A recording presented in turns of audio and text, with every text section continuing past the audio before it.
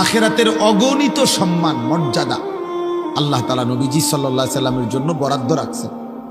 এত কিছুর পরেও এত সম্মান, এত মর্যাদা, এত ভালোবাসা, আখিরাতের এত বৈশিষ্ট্য নবীজির। তিনি সুপারিশ করবেন, তিনি হাউজে কাউসারের পানি পান করাবেন, তিনি আল্লাহ তাআলার প্রশংসার বাক্য প্রথম পড়বেন, আল্লাহর কাছে প্রথম বিচার কার্য শুরু হওয়ার জন্য তিনি প্রথম আবেদন করবেন। সমস্ত নবীগণ আমাদের নবীর পতাকার নিচে এসে সমবেত হবে। আল্লাহর প্রশংসার পতাকা কিয়ামতের দিন আমাদের নবী সাল্লাল্লাহু আলাইহি সাল্লামের হাত মোবারকেই থাকবে। সর্বপ্রথম জান্নাতের কড়া তিনিই নাড়বেন।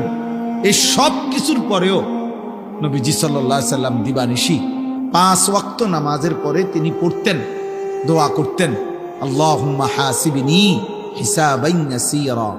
আয় আল্লাহ, আপনি আপনার এই বন্ধুর হিসাব সহজ করে দেন। তিনি নিজে বলতেন,